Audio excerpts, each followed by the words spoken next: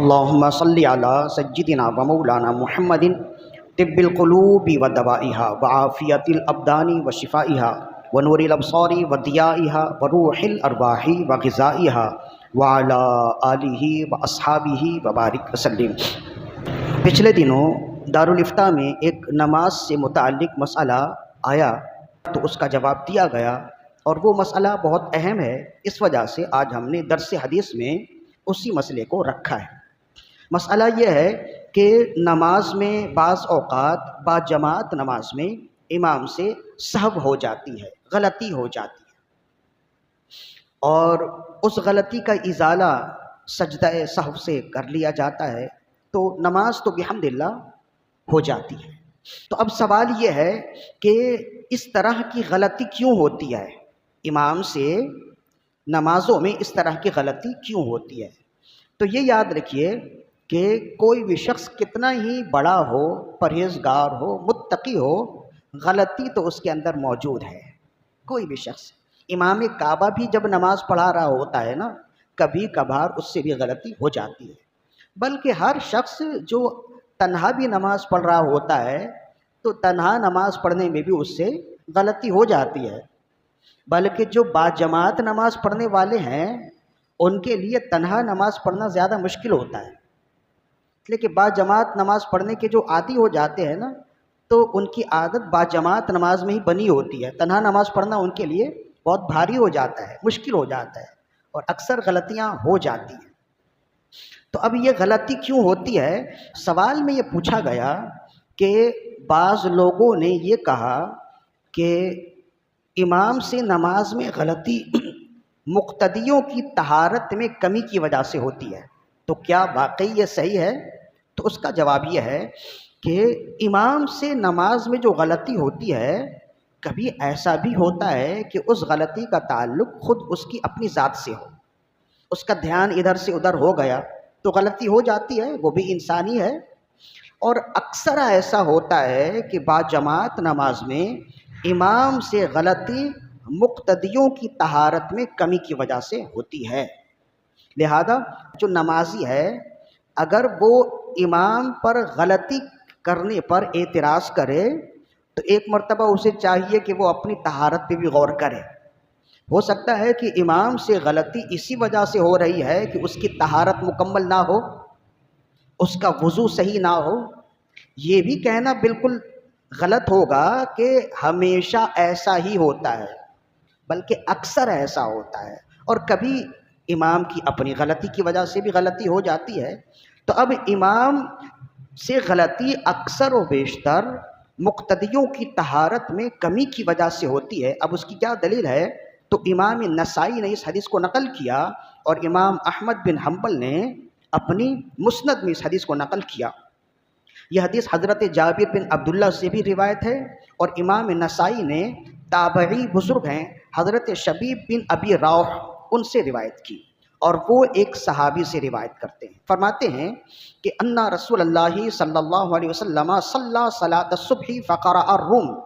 کہ رسول اللہ صلی اللہ علیہ وآلہ وسلم ایک دن صبح کی نماز پڑھا رہے تھے اور اس میں سورہ روم کی تلاوت فرما رہے تھے۔ فالتبس علیہ،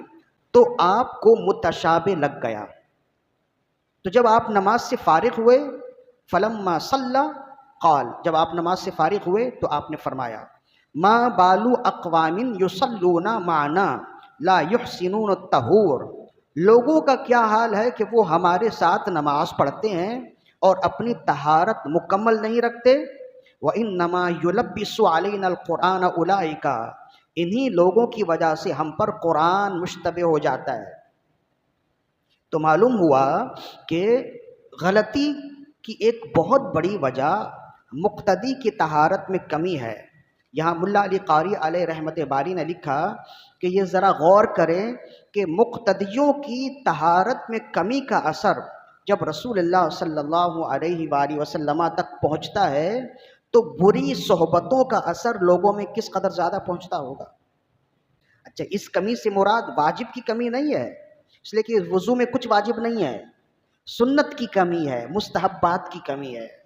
تو سنت اور مستحبات میں اگر کچھ کمی ہو تو اس کا اثر جب رسول اللہ صلی اللہ علیہ وسلم کو بھی پہنچتا ہے تو بروں کی صحبت کا اثر کس قدر زیادہ لوگوں تک پہنچتا ہوگا، یہ غور کرنے کی بات ہے۔ ملا علی قاری نے یہاں لکھا، لہذا چاہیے یہ کہ نمازی جب نماز پڑھنے کے لیے گھر سے نکلیں، گھر سے مسجد کی طرف آئیں تو اپنی طہارت مکمل کریں۔ طہارت مکمل کرنے کا مطلب یہ ہے کہ کوشش کریں کہ وضو کی جتنی سنتیں ہیں وہ بھی ادا کریں، حتیٰ کہ مستحبات بھی ادا کریں۔ مسواک کا بھی اہتمام رکھیں تاکہ خدا نخواستہ کسی کی طہارت میں کمی کی وجہ سے امام کو غلطی نہ ہو جائے۔ بلکہ یہاں اس سے آگے بھی امام قرطبی فرماتے ہیں کہ طہارت میں کمی تو بہت بڑی بات ہے،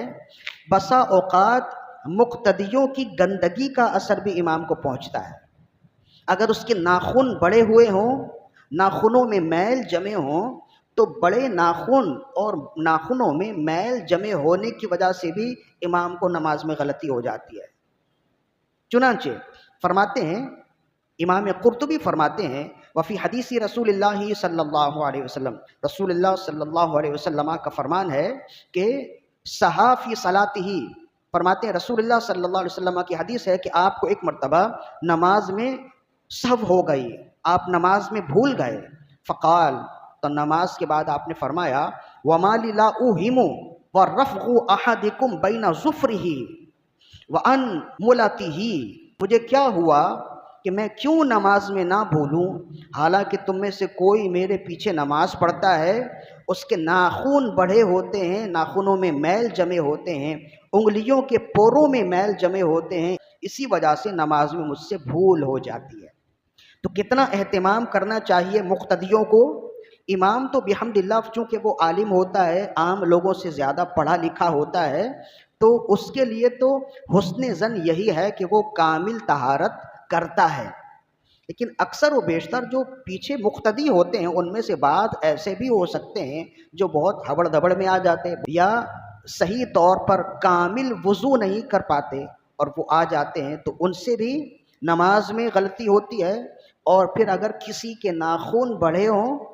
ناخنوں میں میل جمے ہوں، تو ان ناخنوں کی وجہ سے، ان میل کی وجہ سے، انگلیوں میں گندگی ہو، ان گندگیوں کی وجہ سے بھی امام سے غلطی ہو جاتی ہے۔ تو آپ دیکھیں گے نا، جو صاف ستھرے لوگ ہوتے ہیں، کبھی امام سے غلطی ہو جائے تو وہ اعتراض نہیں کرتے، اعتراض وہی لوگ کرتے ہیں جو گندے ہوتے ہیں۔ بعض جگہوں میں آپ دیکھیں گے نا